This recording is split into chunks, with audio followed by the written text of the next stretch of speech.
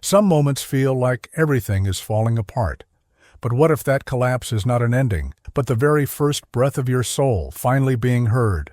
Change doesn't always begin with courage. More often, it begins with emotional exhaustion, that moment when pretending becomes too heavy to carry.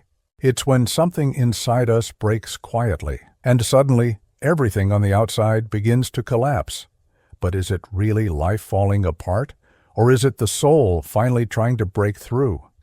Carl Jung once said, "Only what is truly ourselves has the power to heal us. But for that to happen, the parts we've buried must be allowed to return, and often they only find their way back through crisis." In this video, we'll talk about the soul's calling, those moments when life stops you, shakes you, and demands transformation. You'll see why breakdowns, emptiness, and inner collapse can be symbols, signs that you're being invited to return to your truth. Stay with us until the end. You might just realize that what felt like destruction was actually the beginning of your liberation. There comes a time when something inside you begins to slow down. On the outside, everything looks the same. Your schedule, your conversations, your daily routine. But quietly, you're slipping into a space that feels unfamiliar. You wake up, drink your coffee, answer texts, walk past people in the hallway. It all looks normal. But deep down, it's like you're watching your life from a distance. You show up, smile when needed, say, "I'm fine," because on the surface you are. But only you know you're not. It's like wearing clothes that no longer fit, living in a house that lost your scent, playing a role in a life that no longer feels like yours. That strange feeling doesn't arrive all at once. It builds slowly, in the tiny annoyances, in the silences that used to feel peaceful, but now feel heavy, in the quiet discomfort when you're part of shallow conversations, in the urge to disappear for a while, in the exhaustion that rest can't fix. You try to outrun it. You make to-do lists, stay busy, post inspiring quotes. You search for reasons, blame yourself, try to speed up so you won't have to feel. But the faster you run, the more life seems to push back. And then, something happens. Sometimes it's dramatic, a loss, a breakup, a diagnosis. Other times it's just silence turning unbearable, or the unsettling feeling of being in the right place, yet no longer belonging to your own life. And then fear creeps in. What's happening to me? Am I falling into depression? Am I losing control? But what's happening isn't chaos. It's disconnection. It's that sacred moment when the soul starts to whisper, and if you don't listen, life will speak for it. Have you ever felt that way? Like you're physically present but spiritually absent, surrounded by people, yet profoundly alone? Breathing, moving, existing, but no longer feeling alive within yourself.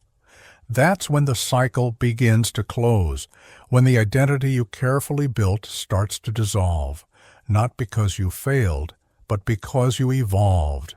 And growth often means leaving behind parts of who you once were. These episodes of confusion aren't punishment, they're invitations. Your soul can't stay silenced forever. It whispers at first, then it speaks, and if ignored, it eventually shouts. And sometimes the soul's cry comes disguised as an ending. Carl Jung believed that suffering is not only a burden, it's also a messenger. It doesn't show up to punish you, but to push you toward what you've been avoiding. In Jungian psychology, there's a concept known as individuation.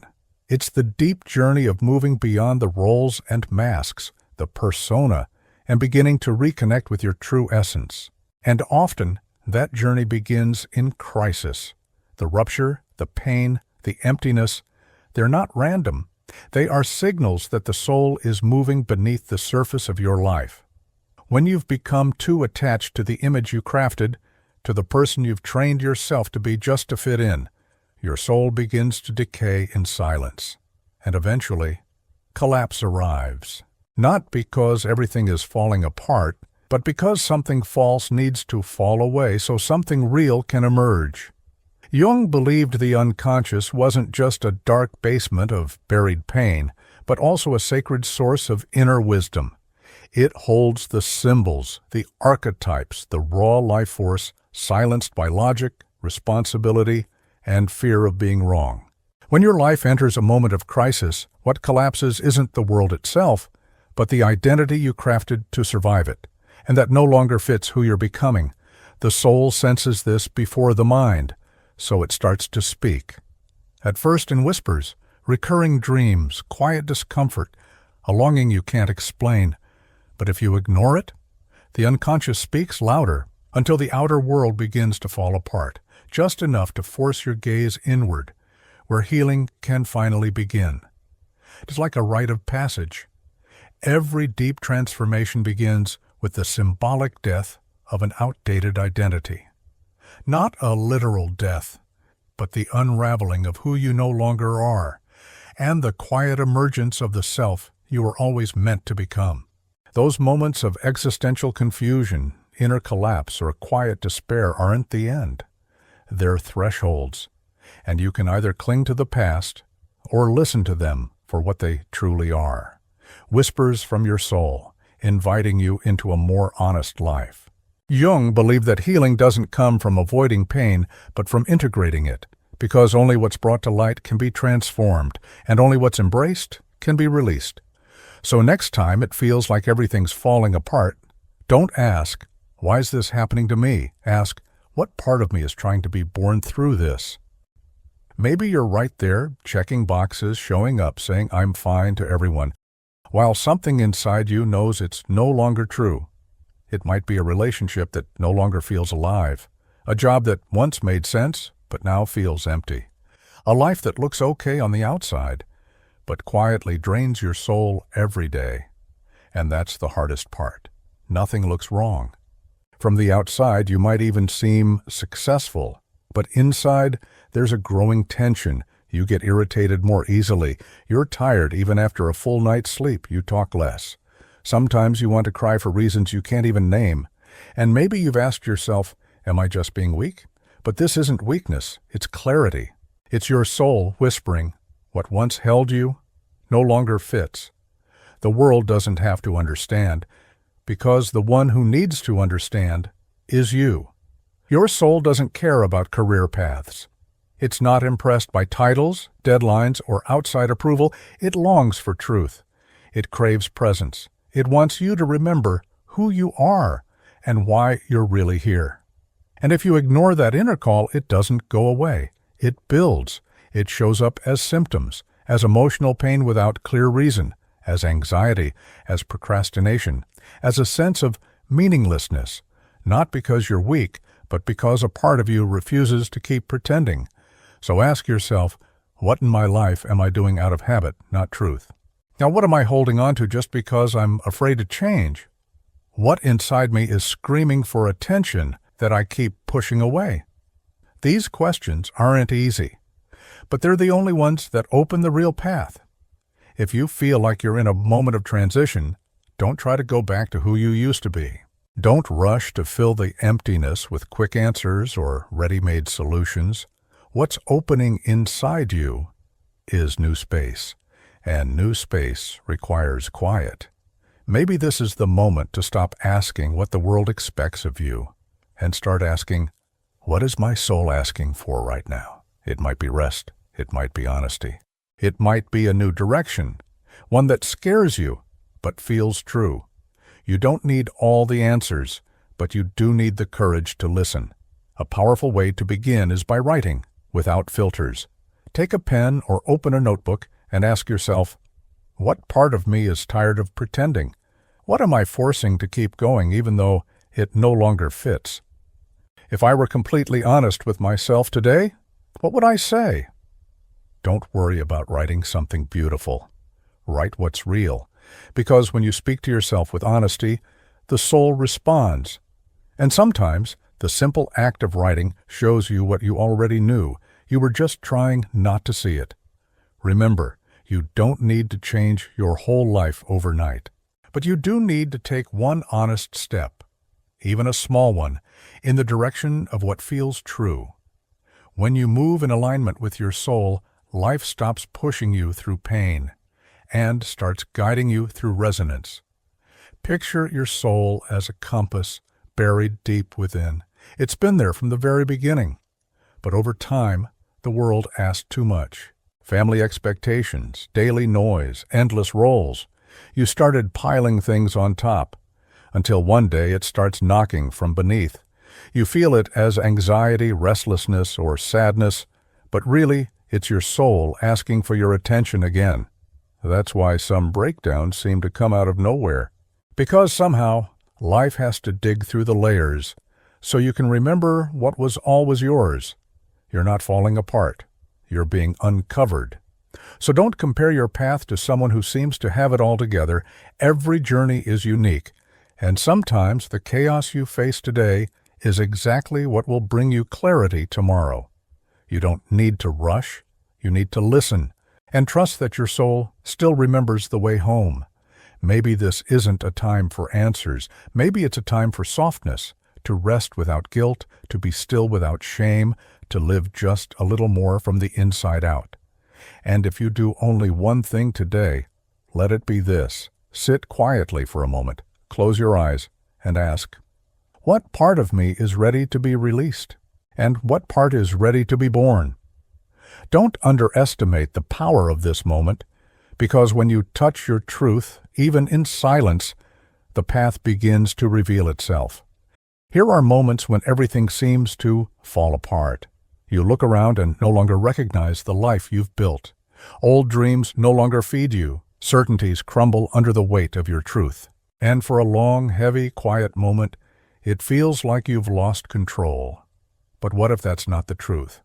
What if what's falling isn't you, but the version of you that was never truly yours? Collapse often looks like the end, but sometimes it's the soul reminding you that the role you've been playing is over. The mask no longer fits. The script is outdated. The scenery no longer matches who you've become inside, and in that gap between how others see you and what you truly feel, a discomfort grows. It's the soul knocking. What once whispered now becomes a call you can't ignore. You may try to resist. You may try to return, but once the soul awakens, you can't go back to sleep. And maybe hearing these words, you realize what once looked like loss was really space being made for your return, a return to yourself, to the path that was always yours. Every true transformation needs a time of darkness. Before the butterfly, there's the cocoon. Before the flower blooms, there's the winter. Before a new version of yourself emerges, there's silence, that strange space between who you were and who you don't yet know how to be. It's uncomfortable. We've been taught to always have answers, to define ourselves, to explain everything. But rebirth doesn't arrive with explanations. It unfolds in the dark, in the unseen, in the place where the soul doesn't need logic, only presence. You might think you're lost, but maybe you're just shedding layers, the ones built to please, to protect, to fit into a life that no longer reflects your truth. And the beautiful part is, your soul remains whole. Even in the chaos, it doesn't shatter, it doesn't disappear.